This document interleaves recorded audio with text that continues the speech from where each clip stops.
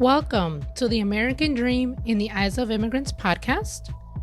I am your host, Heidy De La Cruz, and I am on the mission to change the narrative of immigration, one immigrant story at a time. So looking forward to, finally recording, because I heard a little bit of your story, which was, really fascinating. And just thank you so much for this opportunity to hear your story, to share your story. And I know that it's going to help so many people and be so impactful. And I'm just so glad that you are just open about it. So thank you. I am, like I mentioned to you on our last conversation, I forget that I sit in a very privileged place. And when I say that is because very few people to this day are still afraid, and very few people share their story very openly. And I forget that all the time. And when you reminded me of that on our last conversation, I really sat with it because I didn't understand how powerful it is to be the voice for so many. And it's very empowering. And it made me think about why I decided to even be so open about my story. So thank you for allowing me to share my story for more people to learn about, not only me, but the story of so many, almost 1.5 million undocumented or documented people that live in the United States, and so many more that are, I know it was 11 million when I last checked, and I don't know how many more. So thank you. Yeah, definitely. And it could be anyone, it's not just people who look like you or look like me. There's, from different communities, from different countries, who are documented or undocumented and things like that. So it is a story of a lot of people, and it could be the next door neighbor that, we don't know. So thank you so much. I would love for you to get started by introducing yourself, Yes, who you absolutely. are, and then we can get right into, your experience growing up undocumented. Awesome. Well, my name is Maydelli Mendoza. I am almost 37 years old. I've been in this country for 36 and a half years. I came to this country when I was 6 months, and this is all I've known. I am a social worker, early childhood educator by day, and by night, I am a conscious entrepreneur and a transformational life coach. And I just love everything, how my story or how my journey shaped me into the woman that I am today, but also took me to these paths that I am currently on. I am how can I say this? I am a self-love advocate, because I believe that when you guide somebody back to self-love, they're able to tap into their own goodness and greatness and their own power. And in that way, they're able to now fight back the systems of oppression that have put them there in the first place. And the reason why I became that is because of my own journey. And so I think that is who I am in a nutshell. Yeah. So let's talk about your journey. How was it growing up? Tell us about that. Well, let's start from the beginning. So I came to this country and I lived part of my younger years in California. Two very young parents, both in their 20s. They came obviously to give me a better future. Very young, very unexperienced. And then I lived there for about 10 years.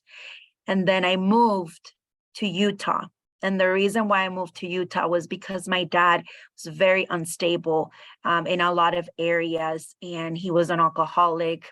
He was very unorganized. And he just having a lot of issues that he was dealing with. And so he decided that he didn't want his daughters growing up in Los Angeles, such a big city. He was concerned for our future.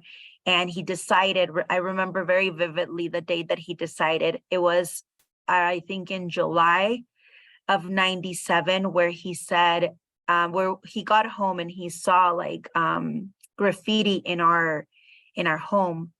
And he said, I'm leaving, I'm taking my family out of this place and I'm taking them to a better place. And he said that because he also thought that by moving, he would be able to, I guess, help with his alcoholism. And so in that case, he decided, let's go, let's move. So my little sister was 1 year old, I was 10, and my middle sister was 7 years old. We all moved to Utah in the summer of 97. And it was a huge culture shock for me because I lived in Los Angeles, and of course, everybody looked like me. Everybody spoke Spanish like me. And then I moved to Utah and nobody looked like me. And the people that actually were from Mexico, they were white passing. So not even they looked like me. And they were very assimilated. And so I had a very, very hard time just fitting in, and then realizing that I had other issues to deal with, which was the fact that I couldn't read. So I was 10 years old, couldn't read. And I couldn't really interact with anyone, right?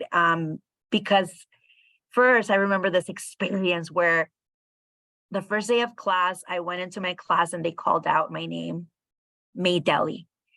And I didn't know who they were referring to until they said Mendoza. And I said, oh, I think that's me, but that's not how you say my name. My name is Maydelli. And I remember the teacher saying, oh, well, I can't pronounce Maydelli. So from now on, you're going to be Maydelli. And I remember saying, great, like, I don't care. I guess it's Maydelli.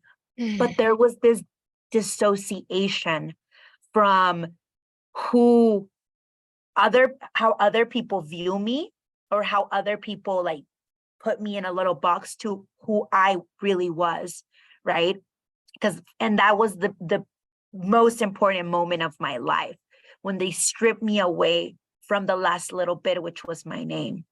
Aside from the fact that I was in a place that nobody looked like me, aside from the fact that I could barely speak English, now they stripped me away from my name. And I didn't understand how powerful that was until years later when I went to college, which I'll get to later on in my story.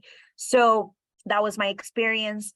I never tried to fit in. I always try to keep my essence as pure as possible, which was very hard. I was bullied by my own peers, you could say my own people. So, those Mexican white passing fellow students, those were the ones that were, making me feel bad. On top of that, there was a religion gap as well, because 90% of the population in Utah is LDS or Mormon. I was Catholic. And so there was another disconnect. All the kids in middle school were going to seminary, and it was part of the curriculum. And I was the only one that wasn't going to seminary. And they would ask, why don't you convert? Why don't you join our class? And I had no answer. I didn't know what to answer. So that was the second biggest factor. And then, my learning challenges that I had, learning that I was dyslexic, just things, all my needs that I had throughout school, and my parents not being resourceful and not reaching out for the help that I needed during those very, very, very crucial years. Luckily, I had amazing teachers that helped me through that journey. And eventually I was able to get to a very important, get to high school and get to be like a normal high school student with big dreams. Because my dad always instilled in me that I could be absolutely anything I wanted to. Yeah. And that was very detrimental to my growth, because he was wrong. And I remember him telling me, you can be the, first Mexican president. But he didn't tell me that I really couldn't. I guess, Mhm. and his desire to want me to do anything that I was set my mind to, right? And which I think was coming from an amazing place. He didn't factor in there are certain limitations, even though he didn't want to accept them. I could Mm. never be the first woman president of the United States ever, even if I wanted to, because I wasn't born here. But that Yeah. was never factored in. That was never told to me. So I grew up being this very, I would daydream about, being a lawyer and going to Harvard and doing all these amazing things, right? I he told me you can do anything. So I figured when I get to high school, I'm going to be able to be in cheer. I'm going to be able to be in Future Leaders of America, and I'm going to be able to do all these things. I get to high school and I realized that I couldn't, because all these girls that were trying out for cheer had spent all their younger years going to gymnastics. My parents could barely afford to keep me Mm. alive.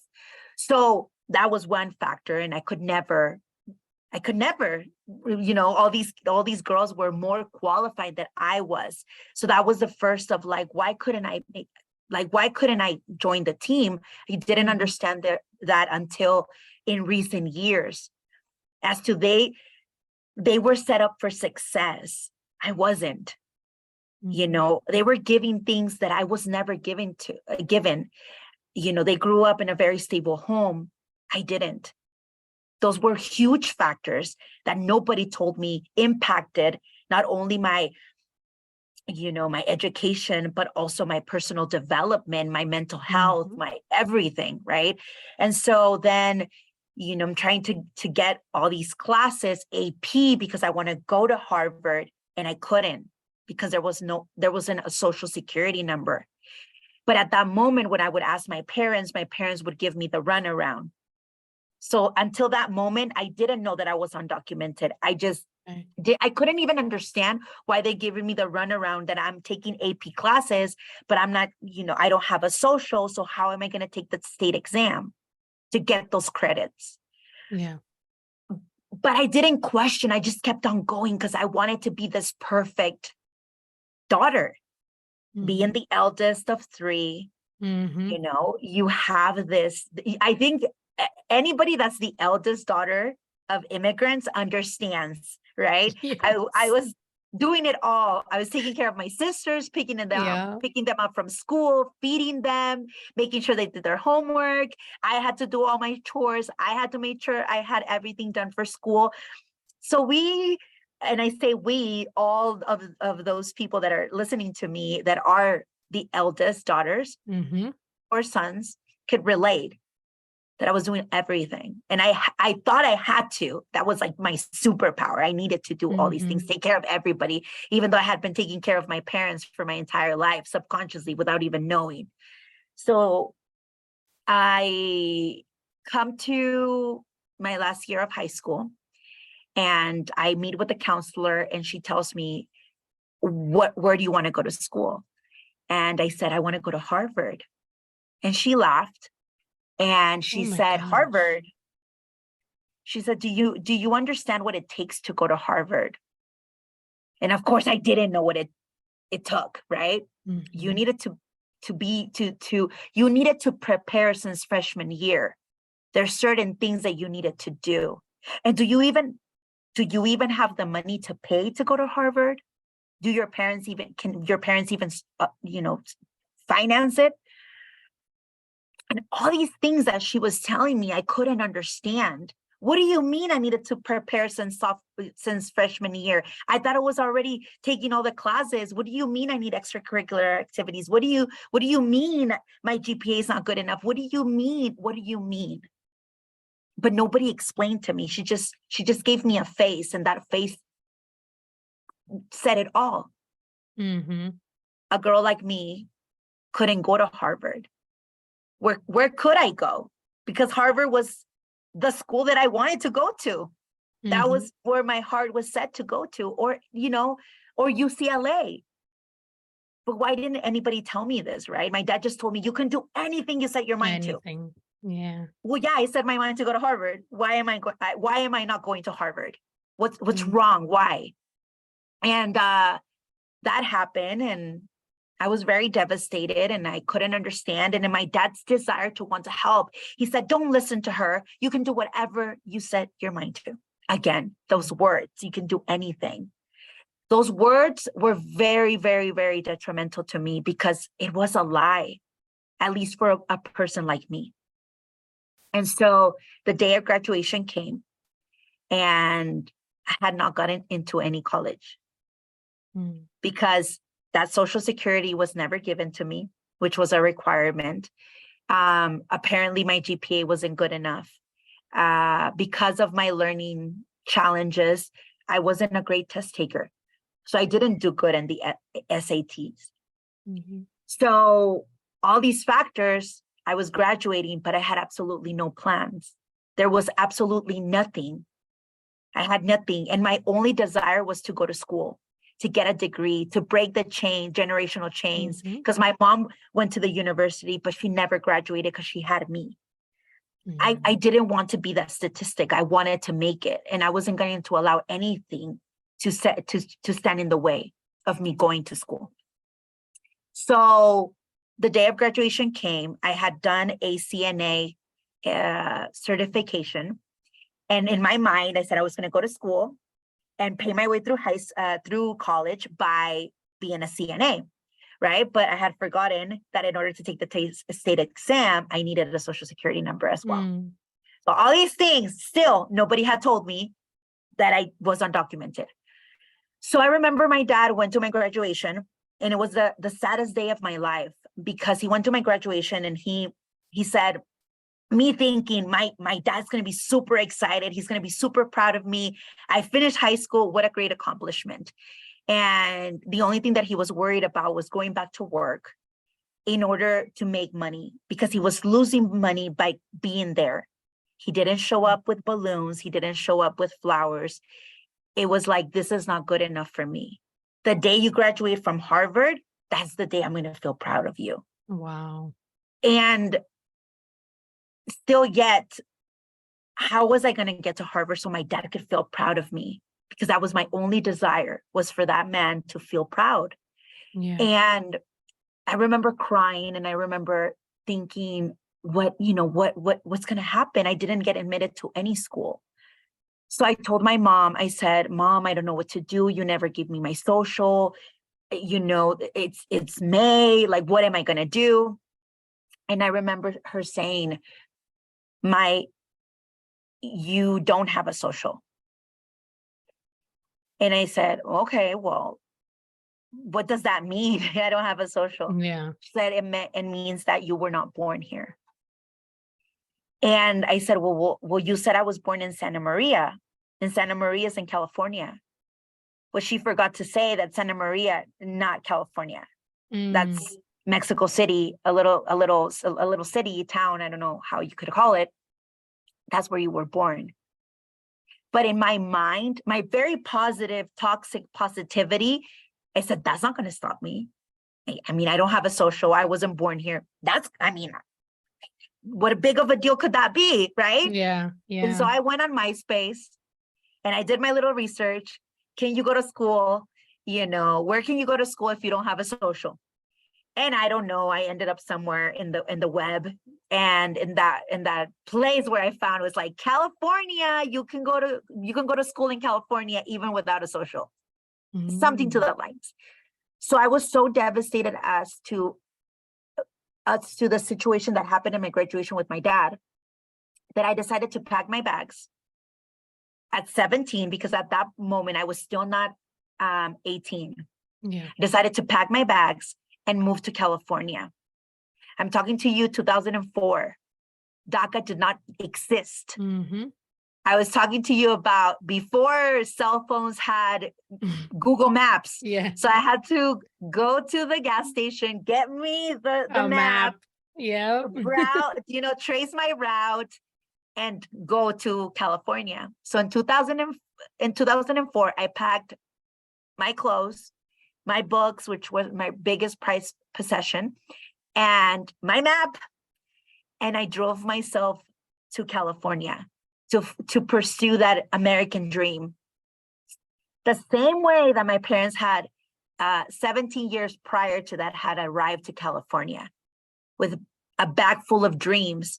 I was repeating the same story 17 years later. I arrived with all my dreams and all my ambition, and I started knocking on doors, and I realized what it meant to not have documents. I understood by knocking on every single door, community colleges, from Cerritos to all these community colleges around LA County, that I couldn't make it.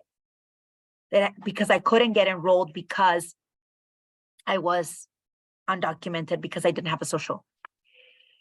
The only school that admitted me was East LA College. And growing up in Utah, East LA, the only thing that you would hear about East LA is gangsters and mobsters. That's the only thing that I knew. And I was the 17-year-old girl that grew up in Utah that did not look anything like anybody that grew up in Los Angeles. Didn't talk like them. I didn't dress like them. They could tell that I was not from LA. But I ended up going to school, and I ended up getting very sick after my first year. I moved to Los Angeles without my parents. I moved with my uncles, which was not the greatest experience, even though they did the best that they could, offering me a place to live, which I'm very, very grateful. But I didn't have my parents. I didn't have support. As much as my uncles wanted to support me, they didn't know how to navigate the higher educational system, because I was the first in my family to go to college. So I got very sick. And in that process of me getting physically sick, I started to build a lot of anger, because by then I understood what it meant to be undocumented. And I started digging and finding out, why was I undocumented? I know there was an amnesty. I know I heard my dad saying he had a green card at some point. Why don't I have papers? And that's where I started digging and asking questions. And I found out that my dad, yes, became a resident, but when his letter arrived home to become a permanent resident and eventually become a citizen and eventually petition for me, he was busy doing other things. He never took priority. So my anger towards my dad was so huge, which factored into me being sick. So that's my story in a nutshell, and how I ended up in the journey that I am today, because it took me 14 years to finish my BA degree, because I had to battle mental health. Because at 19, I was diagnosed with clinical depression. I did not have my parents. I did not have support. I didn't have absolutely anything. And it took me 14 years to be able to finish my BA degree. And the only reason why I finished was because when I turned 25, I started dating a very amazing man that supported me. You don't understand how powerful support is until you have it. Yes, very. I didn't know. He would cook for me. He would take me to school. He would motivate me. He would tell me, you have to go to class. And I would tell him, I just don't want to. I'm tired. I had to work as a server 4 days out of the week, 10-hour shifts to be able to go to school 3 days out of the week. I was working, going to school, running a business, because I had so much desire to finish. But that factor of his support was everything. And the reason why I even finished was because he supported me through those very hard years. And I was able to finish my BA degree in 2017. And that, in a nutshell, is my story, and the struggle as to the reason why I ended up doing what I'm doing today. Did your dad ever say why Utah? Like, was there like a friend that was there, or it was friends? Yeah, there was a friend. He had his own business. So he sold cars, and he, I guess, met a friend at an auction. The friend said, oh my God, Utah's an incredible state. It's growing. You can make so much money. And he wasn't wrong. He was right. And it was a great place to move, because they do have great values. And I think I wouldn't be the woman I am today if I wouldn't have moved there. Okay. And so talk to us about when DACA became available in 2012. Like, where were you in life? Like, how did that impacted you when that became available? Well, I was a big advocate even before DACA. So I had been an advocate ever since I found out that I was undocumented. I was part of United We Dream. I don't even know if that organization is even alive today, but I was a part of the movement. So when DACA came, I had followed the movement very closely, and I say we, the community, we had laws presented and they had failed in the past. So I came from a lot of heartbreak, from just heaviness of like, is this even going to pass? So I was shocked when it happened. I remember being, seeing it and I tear up even now thinking about it, because it was so emotional to have that. And I thought at that moment, my entire life was going to change. Yeah. Because we were finally documented. Something. I was going to have a 9-digit number. Yes. I was so excited. I was sad at the fact that there was an age, limit. So a lot of my friends couldn't make it. So I was sad for them. I believe I was 26. Where was Maydelli in 2012? She was going through a lot in her life. My dad had recently been in jail. He got pulled over. They arrested him for some outstanding tickets. When he was there, they, I guess, asked him a few questions, and they decided to put him in removal proceedings. So immigration had a hold on him. So we had to gather a lot of money to bail him out and to fight his case, and so he wouldn't get deported. So all of my funds and my mom's funds went to that. So when DACA came out, even though it came out, I couldn't apply because I didn't have the money to do it. And it still brings tears to my heart, because I was away from having that 9-digit number for $360. And I didn't care, because I needed to help my dad. I needed to bail him out. He was more important. Yeah. And so I started being resourceful and trying to see if I could volunteer, so that if I volunteer, somebody would, help me do my packet, because they were charging $1,000 for submitting the DACA. And so it was $1,000 on top of $360 for immigration. So it was just a lot. I didn't have the money to do it. Yeah. It took me, I believe, 6 months, and I had to work my way through it. So I had to volunteer to submit other people's DACA. So in exchange, I would get my DACA submitted. That was very hard, because I think life was teaching me how to be humble at that moment. You had to be happy for others. Yeah. And you had to be okay. But it was hard. I've been here 26 years of my life. I couldn't understand why not. Why not? I've waited so long. I've been a great immigrant. I've been a great daughter. Why are you making me wait?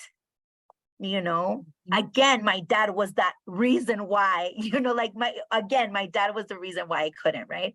Yeah. And I found a way, and I submitted my documents, and everybody was getting approved. I saw Facebook, everybody was getting approved. Yeah. My application took a year to get approved. And I was so angry, and I couldn't understand why my application was taking so long. Yeah. So I didn't get DACA until, I think, a year and a half, almost 2 years into the program, which was very hard for me. And at that point, I remember receiving my DACA in the mail, receiving my social security number, and not feeling anything different. I swore that my life was going to change, that all of the problems, all of the problems that I had were going to magically go away, because now I have a 9-digit number. And that wasn't the case. And I didn't understand why, if that was all I wanted, why was my life not changed? And I know that you know, you don't become, you're not humble, and life will humble you. Because I remember saying, oh, I've been a server almost 10 years. I'm ready to be something different. Like now I have a 9-digit number, and now I can apply in any job that I want to. Nothing's going to stop me because now I have a social security number. But that wasn't the case either, because all the jobs that I wanted required you to be a citizen. Because I wanted to be in the government, and I wanted to, you know, I wanted to do, you know, join the FBI, and, you know, I couldn't do it because I wasn't a resident. So that didn't really change. And I ended up staying in the restaurant, working at the restaurant, working with an immigration attorney.